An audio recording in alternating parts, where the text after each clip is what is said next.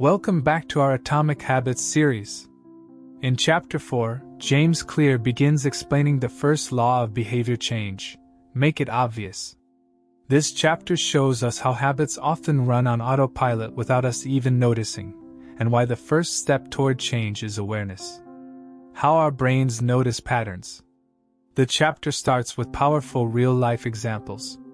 A paramedic once looked at her father-in-law during a family gathering and immediately said, "You need to go to the hospital." He felt fine, but she insisted.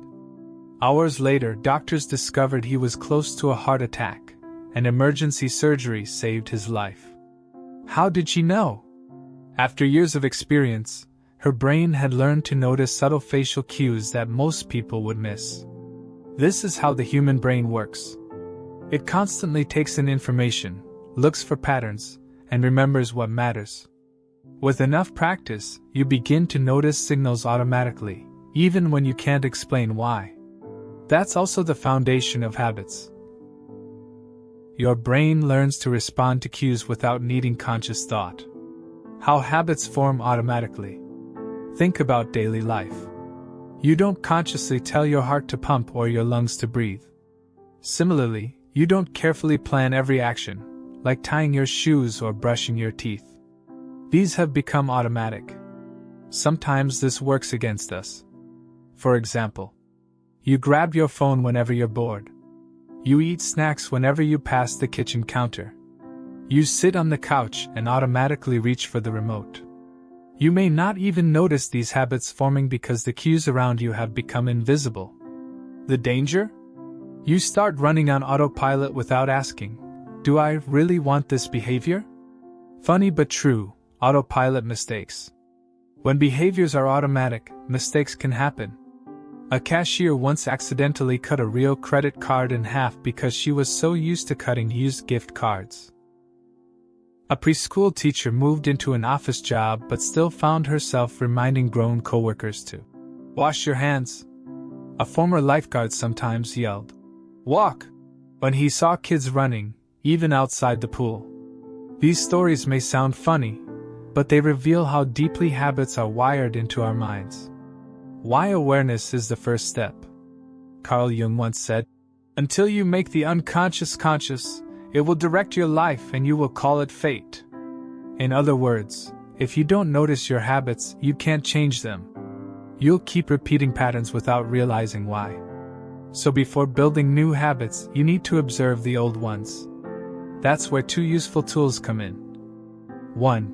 Pointing and calling. 2. The habit scorecard. Pointing and calling. Let's start with an unusual system from Japan's railways. Train conductors there follow a strange-looking ritual. They point at signals and say aloud things like, "Signal is green. Speed is 60 kilometers. Time is 10:30. Even staff on the platforms point and say, "All clear." This method, called pointing and calling, may look silly, but it reduces errors by up to 85% and accidents by nearly 30%. Why? Because it forces workers to move habits from automatic to conscious. By speaking and pointing, they engage eyes, hands, mouth, and ears, making mistakes far less likely. You can use the same idea in your life. For example, before leaving home, say, "I have my keys, my wallet, my phone." Before eating another cookie, say, "I'm about to eat this cookie. Do I really need it?" Speaking your actions aloud makes you more aware and less likely to slip into mindless behavior. The Habits Scorecard. Another tool is the Habits Scorecard. It's a way to list out your daily habits so you can actually see what you're doing. Start by writing down everything you do from morning to night. For example, wake up, turn off alarm, check phone, brush teeth, make tea, get dressed. Once you have your list, mark each habit. Plus for good habits. For bad habits. Equals for neutral habits. The labels will vary depending on your goals. For someone trying to lose weight, eating a bagel might be a negative habit. But for someone trying to gain muscle, it could be positive. The point isn't to judge yourself. It's to notice what's really happening. Effective versus ineffective habits. Clear also makes an important point. There are no purely good or bad habits. There are only effective habits. A habit is effective if it solves a problem in the short term, but that doesn't mean it's good long term. For example, smoking reduces stress in the moment, effective short term, but damages health in the long run, negative outcome. Checking your phone gives instant relief from boredom but reduces focus over time. So instead of asking, "Is this habit good or bad?" ask, "Does this habit help me become the person I want to be?" That question connects habits back to identity, which we learned about in Chapter 2. No judgment, just awareness. When you start tracking habits, it's important not to judge yourself. Don't say, "I'm terrible for eating junk food." Instead, just notice, "I ate a chocolate bar at 10 a.m. Think of yourself as an outside observer, almost watching someone else's life. This way, you build awareness without guilt. Because here's the truth, the first step to change is not fixing, it's noticing. So, Chapter 4 teaches us that the first law of behavior change is to make your habits obvious. Before you can improve, you need to shine a light on what's really happening in your daily life. Awareness creates choice. And once you're aware, you can start shaping your habits with intention. In the next chapters, we'll go deeper into the other laws, how to make habits attractive, easy, and satisfying. Together, they form a step-by-step guide to designing the life you want. In Chapter 4, we learn that the first step to building good habits is to make them obvious. But how exactly do we do that in real life? That's where Chapter 5 comes in. This chapter introduces two simple but powerful strategies. 1. Implementation intentions, making a clear plan for when and where to do your habit. 2. Habit stacking, linking a new habit to one you already have. Together, these strategies can dramatically increase the chances of sticking to new habits. Research that changed everything. Let's begin with a famous study from 2001 in Great Britain. Researchers wanted to see how people could build better exercise habits. They divided participants into 3 groups. Group 1 just tracked how often they exercised. Group 2 did the same but also read about the benefits of exercise. Group 3 did everything the second group did, plus wrote down a specific plan. Each person filled in the blank. During the next week, I will do at least 20 minutes of exercise on day. At time in place. The results? In groups 1 and 2, only about 1/3 of people exercised. But in group 3, an incredible 91% followed through. The difference wasn't motivation, it was clarity. People with a clear plan were far more likely to take action. The power of implementation intentions. This strategy of writing down exactly when and where you'll do something is called an implementation intention. Instead of vague goals like, "I'll eat healthier," "I'll exercise more," "I'll read more," you transform them into specific, actionable plans. I will eat a fruit with breakfast at 8 a.m. in the kitchen. I will exercise at 5 p.m. in the gym. I will read for 20 minutes at 9 p.m. in my bedroom. The formula is simple. I will, behavior at time in place. Why does this work? Because it removes uncertainty. You don't waste energy deciding if or when to act. When the time comes, you just follow your plan. Why timing and location matter. Our habits are often triggered by cues, signals that remind us to act. The 2 most common cues are time and location. Time cues, waking up, lunch break, sunset. Location cues, being in the kitchen, at your desk, or in the gym. When you anchor your habit to a time and place, it becomes much easier to remember and follow through. For example, at 7 a.m. in the kitchen, I will meditate for 1 minute. At 6 p.m. in my bedroom, I will study Spanish for 20 minutes. Over time, your brain starts to associate that time and place with the habit. It becomes automatic. Clarity beats motivation. Many people think they fail because they lack motivation. In reality, they often lack clarity. Think about it. I'll try to write more. Vague, easy to delay. I'll write one page at 8 p.m. at my desk. Clear, easy to start. With clarity, you don't have to wait for the right mood or a burst of motivation. The decision is already made. The Diderot effect. Before we move to habit stacking, let's look at an interesting story. In the 1700s, a French philosopher named Denis Diderot received a luxurious red robe as a gift. It was so elegant that it made his other belongings look shabby.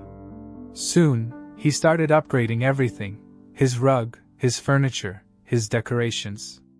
One purchase led to another. This pattern is called the Diderot effect, when one change triggers a chain reaction of more changes. Why does this matter? Because habits work the same way. One action often leads naturally to the next. And we can use this to our advantage. Habit stacking, building chains of behavior. Here's where habit stacking comes in. Instead of linking your new habit to a time and place, you link it to something you already do. The formula is: after current habit, I will new habit. Examples: after I pour my morning coffee, I will meditate for 1 minute. After I take off my work shoes, I will change into workout clothes. After I sit down for dinner, I will say one thing I'm grateful for. After I brush my teeth, I will floss one tooth. This works because your brain already has strong cues built into existing habits. You're just attaching new ones to the chain, building bigger habit stacks. Once you get comfortable, you can chain multiple habits together. For example, morning routine. After I pour my coffee, I will meditate for 1 minute. After I meditate, I will write my to-do list. After I write my to-do list, I will start my first task. Evening routine. After I finish dinner, I will put my plate in the dishwasher. After I put the dishes away, I will wipe the counter. After wiping the counter, I will set out tomorrow's coffee mug. In this way, each habit becomes the cue for the next, creating momentum. Tips for successful habit stacking. 1. Match frequency. If you want a daily habit, stack it onto a daily habit. Don't stack. Meditate every day. Onto. Go grocery shopping, since that happens weekly. 2. Be specific. Instead of vague plans like, after lunch, I'll exercise. Say, after I close my laptop at lunch, I'll do 10 push-ups by my desk. 3. Choose stable anchors. Habits that already happen consistently, like brushing teeth, pouring coffee, or locking the door, make the best triggers. When you do this well, your routines run smoothly, almost like dominoes falling one after another. Why these strategies work? Both implementation intentions and habit stacking are about the same principle: make the cue obvious. Implementation intentions time and place cues. Habit stacking existing habit cues. Instead of relying on willpower, you design your environment and routines so that the right action is the natural, obvious one. So, Chapter 5 gives us 2 of the most practical tools in the entire book. Write down a clear plan, and stack new habits onto old ones. Instead of leaving success up to chance or waiting for motivation, you build a system that nudges you in the right direction automatically. In the next chapter, we'll go deeper into the science of why these cues are so powerful, and how you can redesign your environment to make good habits almost unavoidable. In Chapter 5, we talked about making habits obvious using implementation intentions and habit stacking. In this chapter, James Clear goes even deeper. He shows us why motivation alone isn't enough, and why your environment often matters more than willpower. A hospital experiment that changed behavior. Let's begin with an amazing story. Dr. Thorndike, a physician in Boston, wanted to improve people's eating habits. But instead of giving lectures or motivational talks, she simply changed the cafeteria layout at the hospital. Originally, refrigerators near the cash registers were filled only with soda. Thorndike and her team added bottled water to every fridge and placed baskets of water throughout the cafeteria. What happened? Within 3 months, soda sales dropped by 11%. Water sales increased by 26%. No one told people what to drink. No rules were made. Just by changing the environment, people naturally made healthier choices. This shows us a powerful truth. We don't always choose what we want. We often choose what's in front of us. Environment is the invisible hand. Think about it. If cookies are sitting on the counter, you'll probably eat them, even if you weren't hungry. If the office table is always full of donuts, eventually you'll grab one. If your phone is on your desk, you'll keep checking it. Our habits are shaped by the spaces around us. As James Clear says, environment is the invisible hand that shapes human behavior. For example, in church, people whisper. On a dark street, people walk cautiously. At a library, people lower their voices. These behaviors aren't caused by willpower, they're shaped by the setting. The science of environment and behavior. Back in 1936, psychologist Kurt Lewin introduced a simple equation. Behavior equals function of the person plus environment. This means your actions are not just about who you are, but also where you are. Marketers know this well. Products placed at eye level on shelves sell more than those hidden at the bottom. Items at the end of aisles sell the most because they're obvious and convenient. In fact, about 45% of Coca-Cola's sales come from end-of-aisle displays. Not because people planned to buy Coke, but because it was right in front of them. Why visual cues dominate. Humans have around 11 million sensory receptors in the body. Out of those, nearly 10 million are dedicated to sight. That's why vision is the most powerful sense driving our behavior.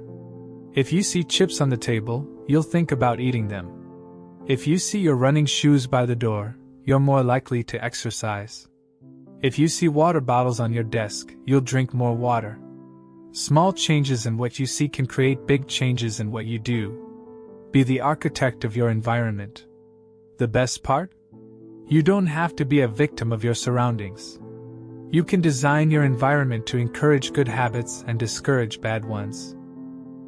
For example, a study in Amsterdam found that people used less electricity when the meter was in a visible spot, like the hallway, instead of hidden in the basement. When usage was obvious, people adjusted naturally. At Amsterdam's Schiphol Airport, staff added tiny fly stickers to urinals. Men aimed at the fly, reducing spills and cutting cleaning costs by 8%. The lesson? Make good habits obvious and visible. Personal example: apples on the counter. James Clear himself shares a simple story. He used to buy apples, store them in the fridge drawer, and forget about them until they spoiled. One day, he put the apples in a big bowl on the kitchen counter. Almost magically, he started eating apples every day. Not because his motivation increased, but because the apples were visible. Practical tips to redesign your space. Here are some ways to make good habits easier through environment design. Want to take vitamins? Keep them next to the bathroom sink. Want to practice guitar? Place the guitar stand in the middle of your living room. Want to drink more water? Keep bottles in different rooms so they're always visible. Want to write thank you notes? Keep stationery on your desk. The rule is simple. If you want a habit to be part of your life, make the cues a big part of your environment. Context is the cue. Cues don't just come from single objects. They often come from entire environments. People drink more alcohol in bars than at home, not because of one trigger, but the whole atmosphere, the music, friends ordering drinks, the setting. A couch might mean reading for one person, but snacking and Netflix for another. Your brain builds associations between habits and places. That's why it's often easier to create a new habit in a new environment. Why new environments work. Studies show that people often change habits more easily when they move to a new place. For example, if you always watch TV in bed, it's hard to start sleeping earlier. If you always play games in the living room, it's hard to study there. But if you go to a new coffee shop or set up a small corner at home for a specific habit, you escape the old cues and create fresh ones. Clear suggests a simple mantra. One space, one use. Use your desk for work. Use your dining table for meals. Use your bed for sleep. When each place has a single purpose, habits become stronger and more automatic. Digital spaces matter too. It's not just about physical spaces. Digital environments count as well. For example, use your laptop only for work. Use your tablet only for reading. Use your phone only for calls and social media. This way, each device or app is tied to a clear habit, instead of being a messy mix of distractions. Why stable environments build stable habits? Habits thrive in predictable environments. If your desk is always set up for focus, work happens naturally. If your bedroom is only for sleep, your body learns to relax there. If your kitchen is stocked with healthy food, you'll eat healthier without thinking. A stable environment creates stable habits. So, Chapter 6 teaches us this powerful lesson.